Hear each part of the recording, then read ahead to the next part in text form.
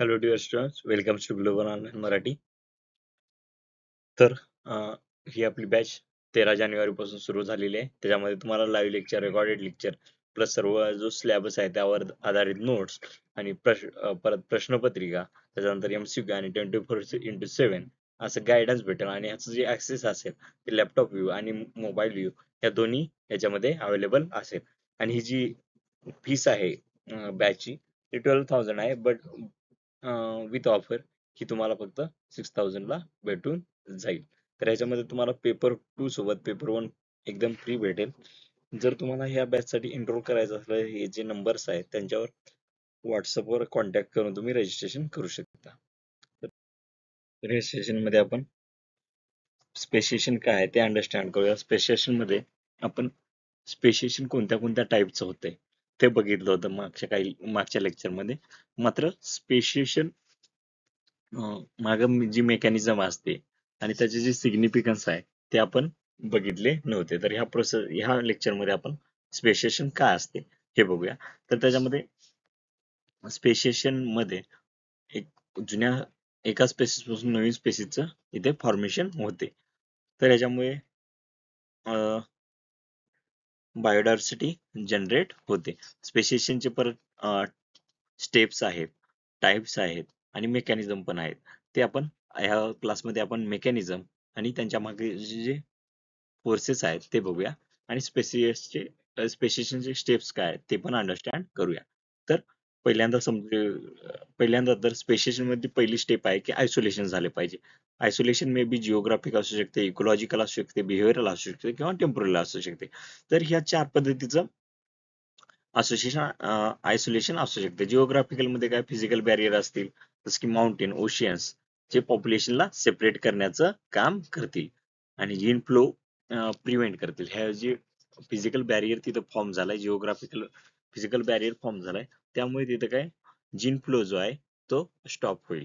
त्याच्यानंतर दुसरं आहे ecological isolation. Population inhibit different niche with same area leading to separate evolution.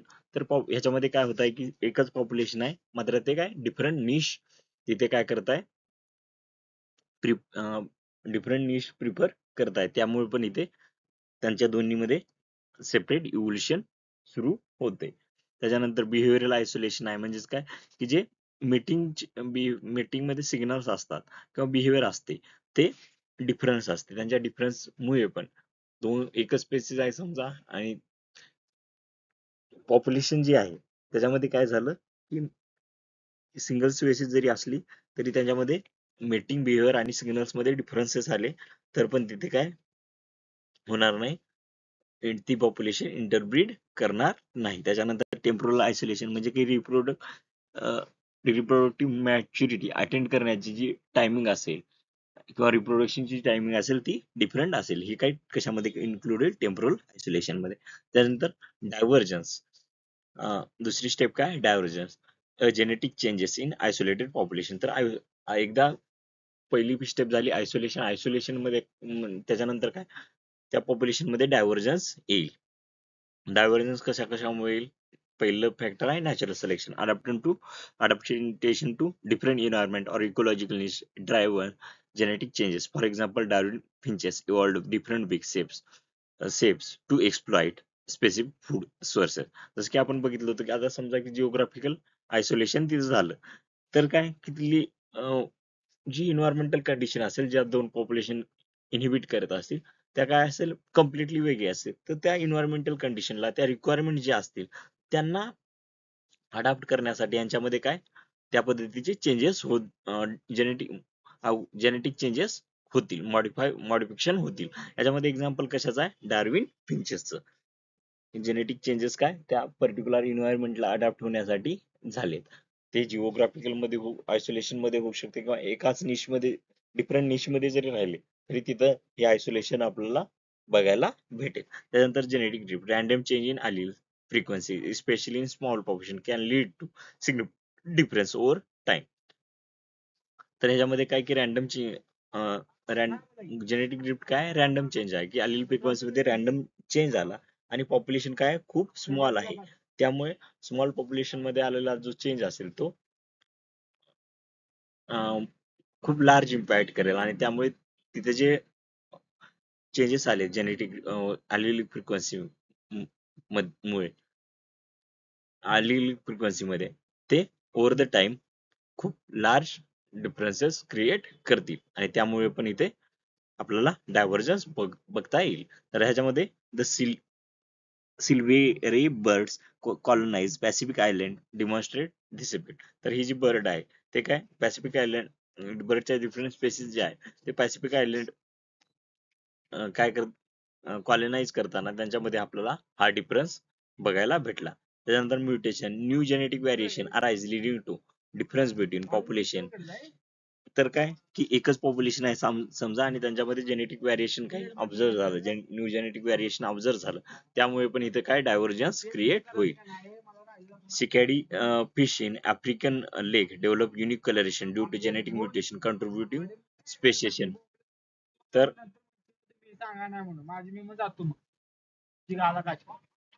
तर काय सिकॅडी फिश जे आहे त्यांच्यामध्ये युनिक कलर डेव्हलपमेंट होण्याच्या मागे काय हे म्युटेशन रिस्पॉन्सिबल आहे, जेनेटिक म्युटेशन रिस्पॉन्सिबल आहे. त्याच्यानंतर तिसरी स्टेप आहे रिप्रोडक्टिव्ह आयसोलेशन. पहिल्यांदा तर आयसोलेशन झालं, त्याच्यानंतर डायव्हर्जन झालं आणि त्याच्यानंतर रिप्रोडक्टिव्ह आयसोलेशन.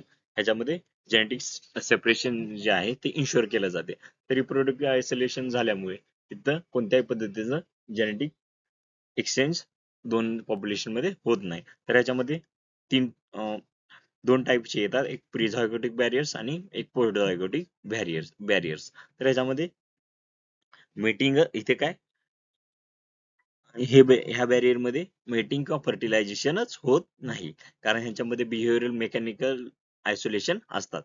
तर काय ह्याच्यामध्ये पहिल्यामध्ये तर मेटिंगच होत नाही किंवा फर्टिलायझेशन होत नाही, कारण त्यांचे जे बिहेवियर्स आहेत रिप्रोडक्टिव्ह बिहेवियर्स किंवा मेकॅनिक्स जे आहेत त्या वेगवेगळ्या असतील. त्यामुळे इथे प्रिझायगोटिक आपल्याला बॅरियर्स हे काय प्रिझायगोटिक बॅरियर्स आहेत ज्याच्यामध्ये बिहेवियर आणि मेकॅनिकल आयसोलेशन बघायला भेटेल.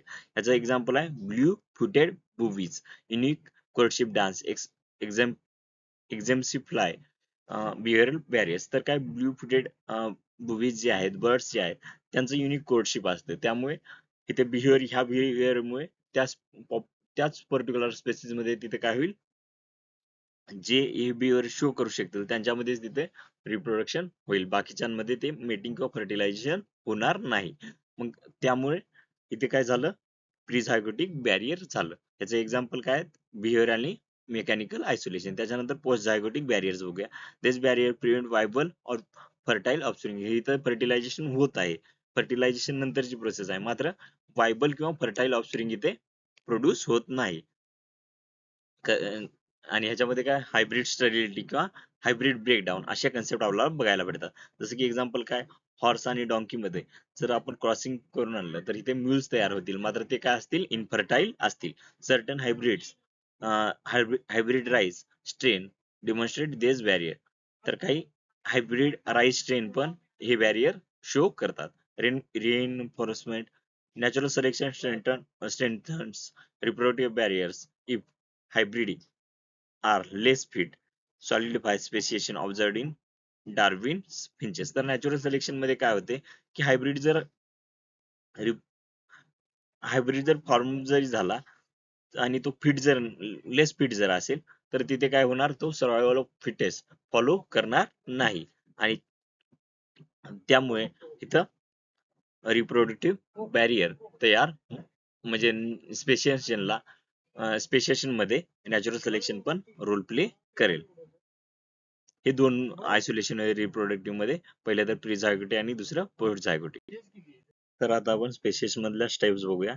तर पहिल्यांदा इनिशियल आयसोलेशन होईल. इनिशियल आयसोलेशन मध्ये जे पॉप्युलेशन आहे ती व्हेरियस आयसोलेशन थ्रू सेपरेट होईल, जिओग्राफिकल असेल किंवा मेकॅनिकल असेल, आयसोलेशन थ्रू सेपरेट होईल. त्यानंतर ते जे डिफरंट इन्व्हायरमेंटला अडॉप्ट करत आहेत, डिफरंट निश मध्ये राहत आहेत, त्यांचं जे जे डिफरंट बिहेवियरल चेंजेस दाखवत आहेत त्यांच्यामुळे तिथं काय त्यांच्या जेनेटिक्स मध्ये पण चेंजेस येतील, मॉर्फोलॉजिकल बिहेवियरल आणि जेनेटिक चेंजेस येतील तिथे, आणि ते काय ओव्हर द टाइम काय होतील अक्युमुलेट होतील. अक्युमुलेट झाल्यानंतर तिथं त्यांचे जे चेंजेस होतील ते इन्क्रीज होतील. पहिल्या पॉप्युलेशन पासून जेव्हा सेपरेशन झालं तेव्हापासून जे ओव्हर द टाइम अक्युमुलेशन होते, जसं जसं अक्युमुलेशन वाढत जाईल तसं तसं तिथं काय जेनेटिक व्हॅरिएशन पण इथे इन्क्रीज होताना दिसेल. त्याच्यानंतर नॅचरल सिलेक्शन जो असेल तो हे जे बॅरियर्स असतील त्यांना रिइन्फोर्समेंट करण्याचं काम करेल. म्हणजेच काय, की जे हायब्रिड तयार झाले ते लेस जर फिट असतील तर त्यांना इथे काय केलं जाईल, इलिमिनेट केलं जाईल. त्यानंतर शेवटचं जे आहे ते कम्प्लीट रिप्रोडक्टिव्ह आयसोलेशन आपल्याला बघायला भेटेल. आणि पॉप्युलेशन मध्ये काय दोन डिस्टिंक्ट स्पेसिस आपल्याला बघायला भेटतील, कारण त्यांच्यामध्ये कम्प्लीट आता रिप्रोडक्टिव्ह आयसोलेशन झालेलं आहे.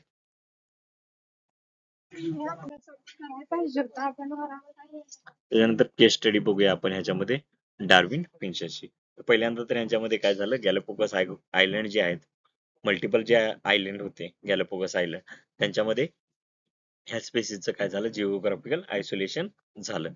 तर वेगवेगळ्या आयलंड मध्ये ह्या स्पेसिस डिस्ट्रीब्यूट झाल्या. पहिल्यांदा तर काय झालं, जिओग्राफिकल आयसोलेशन झालं. त्यानंतर फूड सोर्सेस साठी तिथे बिग शेप आणि साईज मध्ये काय व्हॅरिएशन अडॅप्टेशन त्यांनी केलं.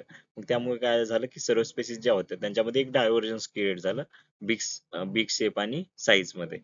तर ह्यानंतर हे जेनेटिक व्हॅरिएशन जे आलं, डायव्हर्जन्स जे आलं, त्याच्यानंतर रिप्रोडक्टिव्ह आयसोलेशन पण झालं कारण यांची जी कॉलिंग, ह्याच्यामध्ये मेटिंग कॉल आणि बिहेवियर ह्याच्यामध्ये पण इथे चेंज बघायला भेटला. त्यामुळे इथे इनब्रीडिंग प्रिव्हेंट झाली. इनब्रीडिंग मध्ये काय डिफरन्स, इनब्रीडिंग मेकॅनिकल आणि मेटिंग कॉल्स आणि बिहेवियर मुळे इनब्रीडिंग मध्ये पण काय डिफरन्स आले आणि इंटरब्रीडिंग प्रिव्हेंट झाली. New species over the time accumulation, जे अडॅप्टेशन होते ते अक्युमुलेट होत गेले आणि इथे न्यू स्पेसिस फॉर्म झाली. आणि जीन एक्सचेंज पण होऊ शकत नाही, कारण काय रिप्रोडक्टिव्ह सर्वांमध्ये आयसोलेशन क्रिएट झालं. त्यामुळे एकमेकांसोबत ते काय फ्रीली जीन एक्सचेंज करू शकत नाही. त्याच्यानंतर प्रोसेस मध्ये बघूया अॅनाजेनेसिस. प्रोसेसचे जे पॅटर्न असतील त्याचे दोन पॅटर्न आहेत. पहिलं तर काय अॅनाजेनेसिस आणि केलॅडोजेनेसिस. तर अॅनाजेनेसिस मध्ये काय, की इव्होल्युशन विदिन सिंगल लिनिएज. तर लिनिएज जे असेल एकच लिनिएज असेल आणि त्याच्यापासून सिंगल लिनिएज पासून वन स्पेसिसच ग्रॅज्युअली तयार होईल. म्हणजे काय anagenesis is process of evolution within single lineage where one species gradually transfer into another over the time. This concept illustrates how species can change without branching into multiple new species. तर याच्यामध्ये single lineage आहे आणि त्याच्यापासून gradually फक्त एकच spaces तयार होत आहे ओव्हर द टाइम. आणि ही कन्सेप्ट काय शो करते, की एक एक single species multiple branches form न करता सिंगल नवीन स्पेसिस इथे फॉर्म करेल. तर याचं एक्झाम्पल आहे हॉर्स इव्होल्युशन. हॉर्सचे जे अँसिस्टर होते ते स्मॉल मल्टीटोड अँसिस्टर होते आणि आता जे आपण हॉर्स बघतो ते कसे आहेत, लार्ज आहेत आणि सिंगल टोड आहेत. तर हे अॅनाजेनेसिसचं क्लासिकल एक्झाम्पल आहे. सिंगल स्पेसिस पासून सिंगल स्पेसिस काय ग्रॅज्युअली फॉर्म झाली, ग्रॅज्युअल ट्रान्सफॉर्मेशन. तर anagenesis involves series of small changes accumulating over the time leading to significant difference between ancestral and descent forms. तर ह्याच्यामध्ये काय स्मॉल चेंजेस जे होते ओव्हर द टाइम ते काय अक्युमुलेट होत गेले आणि त्यामुळे तिथं सिग्निफिकंट डिफरन्स तयार झाला. अँसिस्टर आणि डिसेंडंट जे येतील त्यांच्यामध्ये इथे बघू शकतो आपण, की अँसिस्टर कसा होता हॉर्सचा, स्मॉल आणि मल्टीटोएड होता. मात्र जे आता जे हॉर्स बघतो आपण मॉडर्न हॉर्स ते लार्ज आणि सिंगल टोड आहेत. एकाच जी स्पेसिस आहे त्याच्यामध्ये तिथे चेंज बघायला भेटला आणि कोणत्याही पद्धतीची इथे काय ब्रँचिंग झाली नाही. Fossil evidences the fossil record often provide anagenesis showing transitional forms between ancestor and modern species. तर काय फॉसिल एव्हिडन्सेस पण याला प्रूफ आहेत, की ह्यांच्यामधले जे ट्रान्झिशनल फेजेस आहेत, फॉर्म्स आहेत, ते अँसेस्टर जे सर्वात अँसेस्टर स्पेसिस असेल आणि मॉडर्न स्पेसिस असेल त्यांच्यामधले ट्रान्झिशनल फेजेस पण दाखवते. ट्रान्झिशन कसं झालंय, ग्रॅज्युअल झालंय, म्हणजे हळूहळू ट्रान्झिशन झालेलं आहे इथे. त्यानंतर क्लॅडोजेनेसिस मध्ये ब्रँचिंग होते आणि अॅनाजेनेसिस मध्ये सिंगल लिनिएज पासूनच नवीन स्पेसिस फॉर्म होते. Cladogenesis process of branching where single lineage split into two or more distinct species. The concept explains how biodiversity increase through creation of multiple new species from common ancestor. तर त्याच्यामध्ये काय आहे, की जी क्लॅडोजेनेसिस मध्ये branching evolution ची process आहे. म्हणजे काय, सिंगल लिनिएज पासून मल्टिपल ब्रँचेस, मल्टिपल स्पेसिस इथे काय झाल्या, फॉर्म झाल्या. आणि बायोडायव्हर्सिटी काय, एका सिंगल लिनिएज पासूनच इन्क्रीज झाली, कारण मल्टिपल इथे न्यू स्पेसिस फॉर्म होत आहेत कॉमन अँसेस्टर पासून. अडॅप्टिव्ह रेडिएशन, तर गॅलापागोस आयलँडचं एक्झाम्पल जर घेतलं तर इथे सिंगल स्पेसिसच असेल, मात्र ते डिफरंट आयलँड वर गेल्यानंतर त्याच्यामध्ये काय झाले, त्या environment नुसार तिथं अडॅप्टेशन झाले आणि मल्टिपल स्पेसिस इथे फॉर्म झाल्या. तर हे काय अडॅप्टिव्ह रेडिएशन कशाचं एक्झाम्पल झालं, कॅडोजेनेसिसचं एक्झाम्पल झालं. Rapid diversification, cladogenesis lead to rapid increase by especially when organism encounter new ecological opportunity. Angiogenesis मध्ये काय बघत होतो आपण, ती ग्रॅज्युअल प्रोसेस होती. मात्र अडॅप्टिव्ह रेडिएशन मध्ये, सॉरी, क्लॅडोजेनेसिस मध्ये काय, रॅपिड डायव्हर्सिफिकेशन आहे. जेव्हा एखादे स्पेसिस काय करते, एखादा ऑर्गॅनिझम काय करतो, नवीन इकॉलॉजिकल ऑपॉर्च्युनिटीला काय होतो, एक्सपोज होतो. तर तेव्हा तिथे रॅपिड बायोडायव्हर्सिटी मध्ये इन्क्रीज म्हणजे ब्रँचिंग होताना आपल्याला बघायला भेटते. Evolutionary cladogenesis result in branching evolutionary trees reflect relation between different species in and their common ancestor. तर ही कॉमन अँसेस्टर आहे समजा, आणि त्याच्यापासून काय differences, ecological opportunities, new ecological opportunity मध्ये काय डिफरन्सेस क्रिएट झाले, डिफरंट स्पेसिस क्रिएट झाल्या. तर इथे इव्होल्युशनरी ट्री आपल्याला बघायला भेटते. आणि जिओजेनेसिस मध्ये तसं नव्हतं. ह्यात परत पॅटर्न बघूया. ते काय होते, एक मेथड, सॉरी, मागे जे बघितलं आपण ती मेथड होती. आता काय बघूया, पॅटर्न स्पेसिएशनचे बघूया. Punctures equilibrium and फायलेटिक ग्रॅज्युअलिझम. Puncture equilibrium जी आहे ही प्रोसेस रिलेटिव्हली शॉर्ट टाइम मध्ये होते आणि लिटल किंवा नो चेंज इथे बघायला भेटेल. Puncture equilibrium evolutionary change occur rapidly in relatively short period. तर शॉर्ट पिरियड मध्ये इव्होल्युशनरी चेंजेस होते, असं पंक्चर इक्विलिब्रियम ह्या पॅटर्न मध्ये बघतो आपण. आणि त्याच्यामध्ये this pattern constant with idea of slow gradual changes is associated rapid burst of speciation. तर ही ही कोणाला डिनाय करते, कोणाच्या अपोजिट आहे, तर स्लो आणि ग्रॅज्युअल चेंज जो आपण स्टडी करतो त्याच्या अपोजिट आहे पंक्चर इक्विलिब्रियम. त्यानंतर फायलेटिक ग्रॅज्युलेशन मध्ये इथे steadily gradually over the long time evolution होते असं सांगितलं आहे. आणि जे चेंजेस आहेत ते स्मॉल आणि कंटिन्युअस असतील, आणि ते त्यांचं अक्युमुलेशन झाल्यामुळे नवीन स्पेसिस फॉर्म होईल, असं इथे ह्या पॅटर्न मध्ये आपण स्टडी करतो. पहिल्यांदा पंक्चर इक्विलिब्रियम स्टडी करूया, बघूया. तर रॅपिड ब्रस्ट ऑफ चेंज, तर इथे काय रॅपिड ब्रस्ट ऑफ चेंज बघतो आपण.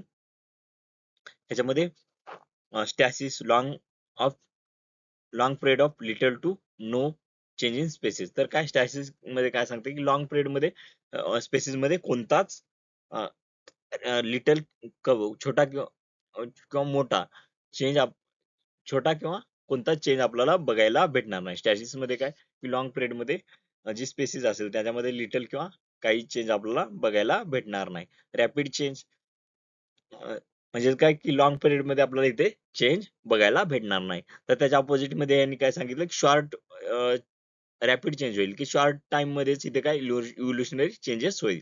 Emergence of new species in relatively short geological time. तर न्यू स्पेसिस कधी फॉर्म होते, शॉर्ट पिरियड मध्ये होते. ऑफ तर शॉर्ट पिरियड मध्ये होते, कशाच्या वर्सेस मध्ये, स्टॅसिसच्या वर्सेस मध्ये शॉर्ट पिरियड मध्ये फॉर्म होईल, ते लॉंग पिरियड मध्ये फॉर्म होणार नाही असं यांनी सांगितले. Fossil record explain sudden appearance of new species. Fossil record, काही फॉसिल रेकॉर्ड असे पण सांगतात की सडन कोणत्याही ट्रान्सफॉर्मेशन शिवाय एखाद्या काही स्पेसिसचं सडन अपीअरन्स पण शो, न्यू स्पेसिसचं सडन अपीअरन्स पण शो करतात. हे फॉसिल रेकॉर्ड झाले. याच्यानंतर दुसरा पॅटर्न आहे फायलेटिक ग्रॅज्युअलिझम. ह्याच्यामध्ये स्लो आणि स्टेडी इव्होल्युशन सांगितलं गेलं. आणि पंक्चर्ड इक्विलिब्रियम मध्ये रॅपिड इव्होल्युशन कसं होते, एकदम स्पेसिस मध्ये शॉर्ट पिरियड मध्येच चेंजेस कसे येतात असं पंक्चर्ड इक्विलिब्रियम मध्ये सांगण्यात आलं होतं. याच्यामध्ये phyletic gradualism is model that posit species evolve gradually over long period of time through a slow accumulation of small changes. This pattern emphasizes slow, steady pace of evolutionary changes. तर ह्याच्यामध्ये काय सांगितलं की जे इव्होल्युशन आहे ते slow आणि steady आहे असं, आणि जे चेंजेस असतील ते लॉंग पिरियड मध्ये अक्युमुलेट होत जातील आणि त्यामुळे नवीन स्पेसिस फॉर्म होईल असं फायलेटिक ग्रॅज्युअलिझम मध्ये सांगण्यात आले आहे. त्याच्यामध्ये स्टेप जे आहेत, कंटिन्युअस चेंज, तर स्पेसिस मध्ये इथे कंटिन्युअस चेंज होईल. पंचेंट इक्विलिब्रियम मध्ये काय बघितलं होतं, स्टॅटिस बघितलं होतं, म्हणजे काय लॉंग पिरियड मध्ये कोणता चेंज होणार नाही असं सांगण्यात आलं होतं पंचेंट इक्विलिब्रियम मध्ये. तर फायलेटिक ग्रॅज्युअलिझम मध्ये उलट आहे की कंटिन्युअस चेंज इथे बघायला भेटेल आपल्याला.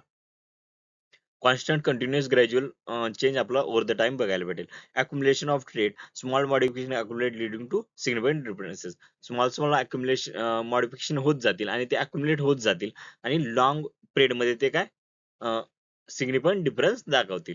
तेच आपण ह्याच्यामध्ये पंक्चर इक्विलिब्रियम मध्ये काय बघितलं होतं की एकदम रॅपिड चेंज होईल तिथे. स्पेसिस, न्यू स्पेसिस फॉर्म होताना रॅपिड चेंज एक शॉर्ट जिओलॉजिकल टाइम स्केल मध्ये होईल.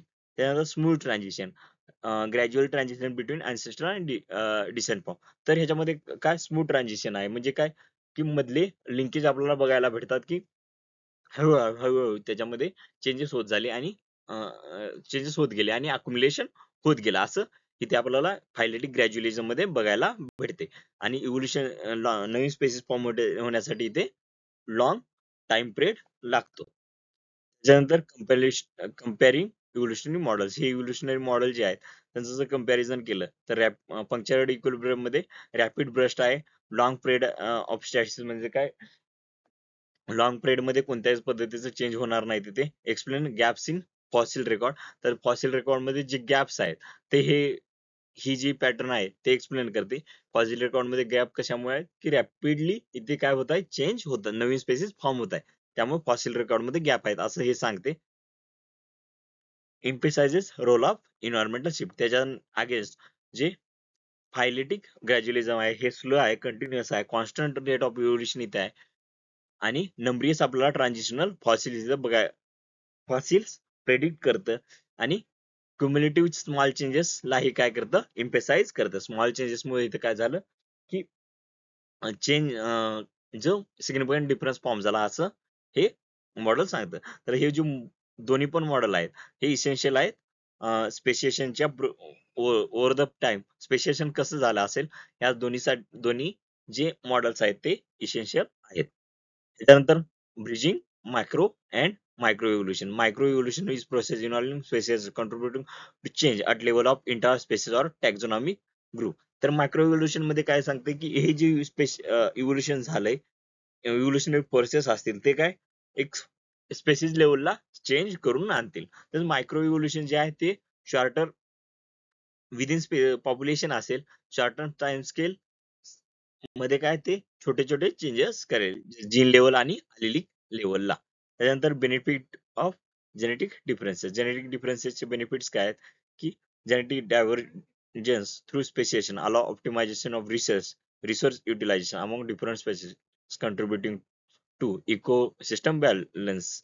तर काय जेनेटिक डिफरन्स जे स्पेसिएशन मध्ये आहेत त्यामुळे जे ऑप्टिमाइज्ड रिसोर्स युटिलायझेशन आहे त्यांना डिफरंट स्पेसिस मध्ये हे काय करते, प्रमोट करते. जसं की आपण गॅझेला फोकस आयलंडचे वर बर्ड जे बघितले तर त्यांच्यामध्ये काय की रिसोर्स, डिफरंट रिसोर्सला काय युटिलाइज करण्यासाठी बिग साईज मध्ये आणि शेप मध्ये त्यांनी डिफरन्स करून आणला. ते सर्व जर एक सिंगल रिसोर्स वरच जर फीड करत असतील म्हणजेच काय सेमच काय सेमच एकाच रिसोर्स जर फीड करू लागले ते तर त्यांच्यामध्ये कॉम्पिटिशन काय होईल, इन्हान्स होईल. त्यानंतर genetic ecosystem resilience. Genetic diversity increase resilience to ecosystem as varied genetic traits enable plant animals to adopt environmental changes. तर जेनेटिक चेंजमुळे इथे काय होईल की इन्व्हायरमेंटल चेंजेस जरी झाले तरी इन्व्हायरमेंटल चेंजेस असू द्या, डिसीज फॅक्टर असू द्या, त्याला काही जे जीन्स असतील ते काय रेझिलन्स असतील, मग ते तिथे काय त्या एन्व्हायरमेंटला अडॉप्ट करण्यासाठी हेल्प करते. त्याच्यानंतर इम्पॅक्ट ऑन बायोलॉजिकल पॉप्युलेशन.